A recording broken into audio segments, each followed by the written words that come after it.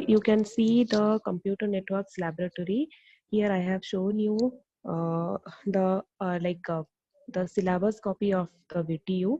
You can see the course code is 18 CSL 57, and it is going to have your 40 marks of your internal marks, and your external marks will be of your 60 marks.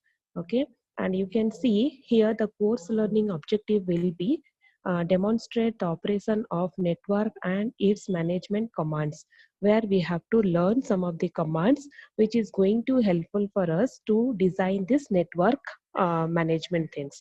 And you have to simulate and demonstrate the performance of your GCM and CDMA.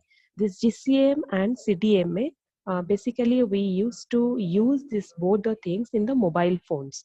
So how the simulation process will be helping you through your GCM and CDMA, that we are going to see in this program.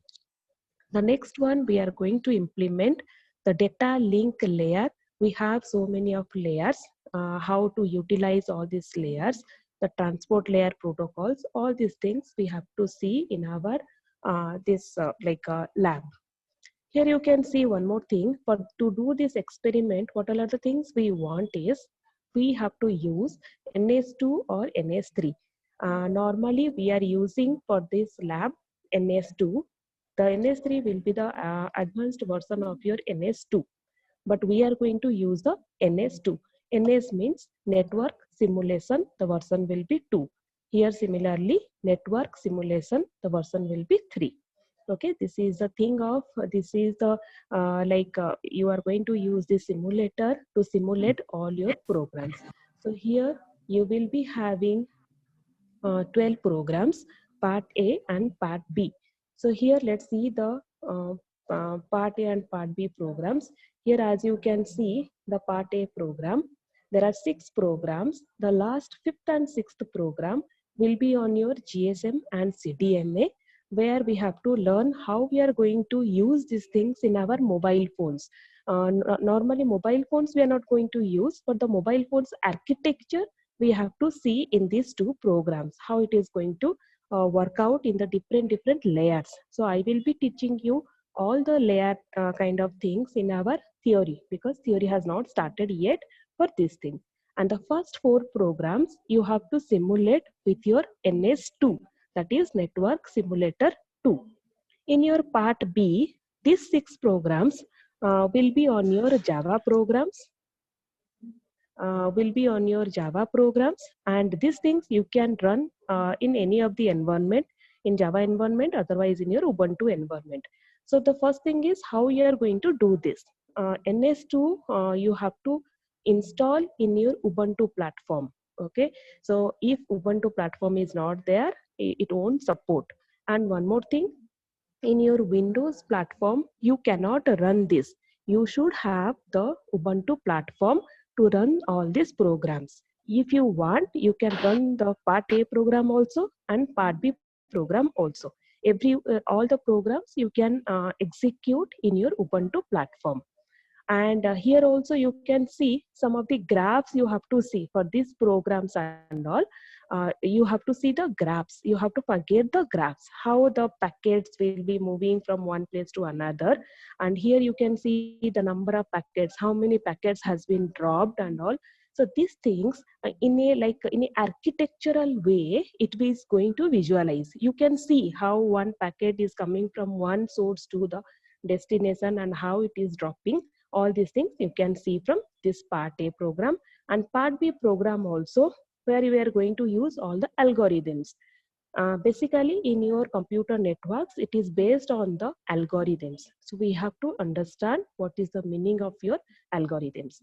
All the 6 programs based on the different algorithms. Here the first algorithm is CRC CCITT. The next algorithm is Bellman-Ford algorithm. 9 and 10 is little different. 11th one on the RSA algorithm.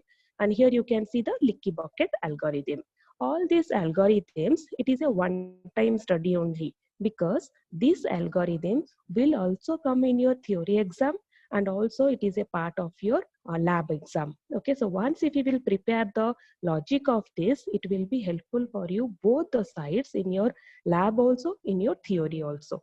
And 9 and 10 programs, these two programs, what we are going to do is, here we have to open two environment, two editor, and through one editor we have to send the packets to the like message or any image or any files from one from one editor to the another editor.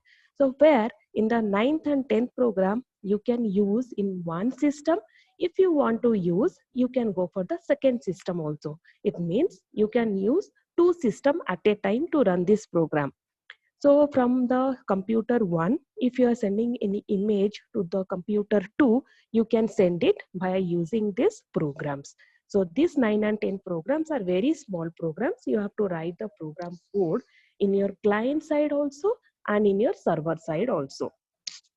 That is the reason this is known as your client server program.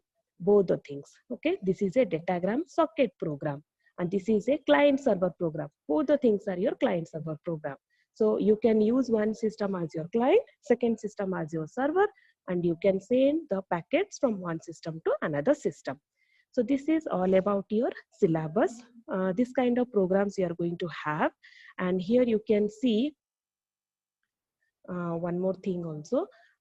What is the outcome of this? So here you have to analyze and compare the variety of networking protocols. We will have many variety of protocols.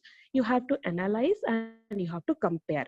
Next thing you will be learning as your demonstration part, how it is going to work in the different concept of your networking. So that is a demonstration part. First you are analyzing, then comparing, then demonstrating. The last one will be implementation part. You are going to implement all these protocols either in your NS2, otherwise in NS3, otherwise in your Java programming language. Whatever you want, you can execute the programs. So these all are your outcome of your program. So now what will be the mark distribution of these things, of this lab? The mark distribution will be for laboratories only one part. So you have to choose two programs in your university exam. Part A one program, part B one program. As it is total carries, it is 100 marks. So how we are going to divide it as part A, this 40 marks, like it will be again this part A and part B will be your internal marks. Okay. This is your internal marks. This is your external marks. I'll be clearing again. Total marks is 100 marks. Okay. Internal marks is 40 marks. External marks is 60 marks. And in your external exam, you have to choose the program from part A also, from part B also. You have to write two programs at a time and you have to execute. Then execution marks will be varying this one. So we are going to divide it by 2. I hope you are clear about the syllabus.